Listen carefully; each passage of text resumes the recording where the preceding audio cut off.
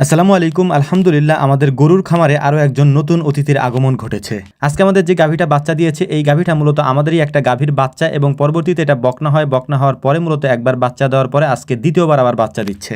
আলহামদুলিল্লাহ, এবছর আমাদের খামারে 7 থেকে 8টা বাছুর হয়েছে। এই বাছুরগুলির মধ্যে প্রায় সবগুলি বাছুরই ষাঁড় বাছুর হয়েছে, একটা মাত্র বকনা বাছুর হয়েছে।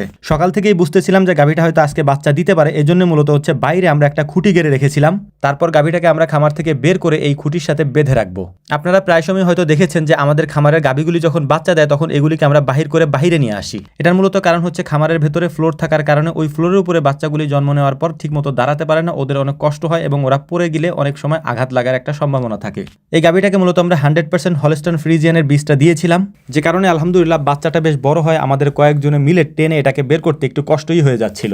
অনেকক্ষণ চেষ্টা করার পর আলহামদুলিল্লাহ আমাদের এই গাভীটা একটা ষাঁড় বাচ্চা দিয়েছে। এবছর যতগুলি গরু আমাদের খামারে বাচ্চা দিয়েছে তার মধ্যে এই বাচ্চাটা সব থেকে উন্নত মানের জাতের দিক থেকে এবং এটার জন্মের পরে যে ওজন হয়েছে সেদিক থেকেও সব থেকে ভালো এবং উন্নত মানের একটা বাচ্চা আমরা পেয়েছি। যেহেতু সকালবেলা গাভীটা বাচ্চা দিয়েছে তাই অন্য গাভীগুলির দুধ দহন করাটাও আমাদেরকে পরবর্তীতে করতে হয়েছে এই গাভীটাকে এই অবস্থায় রেখে। তো যাই হোক, আলহামদুলিল্লাহ সব কাজ কমপ্লিট করার পর এখন আমরা এই গরুটার দিকে একটু মনোযোগ দেবো, মানে এই গাভীটার দিকে একটু মনোযোগ দিতে হবে। এই গাভীটার দুধ মানে শাল দুধ যেটা আছে সেটা আমাদেরকে বের করে ফেলতে হবে টেনে। আর আমরা আপনাদেরকে আগেও বলেছি যে আধা ঘন্টার মধ্যে এই শাল দুধ বের করে আমরা ওই নবজাতক বাচ্চাটাকে খেতে দিই। বাচ্চাটা যেহেতু মাত্র 20 মিনিট আগে জন্ম নিয়েছে তাই এখনো পর্যন্ত ঠিকমতো ও দাঁড়াতে পারেনি, যে কারণেই আমরা দুধটা দহন করে একটা মানে দুধের যে কেতলি আছে এটার মধ্যে ভরে ওকে খাওয়ানোর চেষ্টা করতেছিলাম, যতটুকু খাওয়ানো যায় যতক্ষণ পর্যন্ত ও দাঁড়াতে না পারে।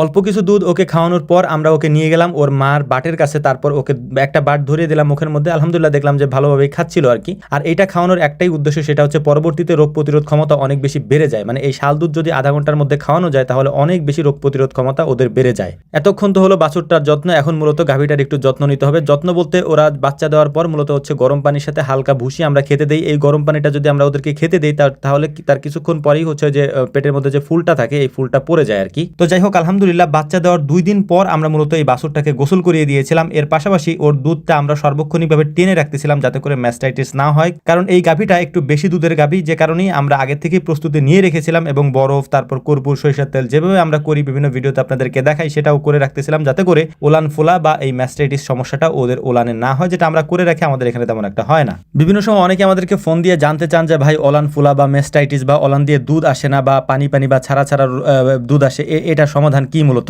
তো আজকের ভিডিও তো আপনারা এটা দেখে রাখেন, তাহলে হয়তো বুঝতে পারবেন যে এই সমস্যাটার সমাধান আমরা কিভাবে করি। প্রথমে একটা বরফ দিয়ে তারপর সুন্দর করে ওলানটাকে আমরা ডলে নেই। ডলে নেওয়ার পর ওলানে যদি কোনো দুধ থাকে সেটাকে আমরা টেনে ফেলে দেই অথবা হচ্ছে সংগ্রহ করি। এরপর কর্পূর এবং সরিষার তেল একত্রিত মিক্সড করে মানে একটু ঘন করে তারপর ওলানের মধ্যে আমরা সুন্দর করে মাখিয়ে দেওয়ার চেষ্টা করি এবং জোরে জোরে এটাকে চাপতে থাকি যাতে করে ওলানের মধ্যে মানে যে শক্ত জায়গাগুলি আছে ওই জায়গাগুলি নরম হয়ে যায়। তো যাই হোক, আলহামদুলিল্লাহ এই ছিল মূল প্রসেস এবং আমাদের খামারের জন্য আপনারা দোয়া করবেন। আপনাদের কাছে আমরা দোয়া চাই, দোয়ার দরখাস্ত রাখি যাতে করে আল্লাহ তাআলা আমাদের খামারে বারাকা দান করেন, বরকত দান করেন। আসসালামু আলাইকুম ওয়া রাহমাতুল্লাহ।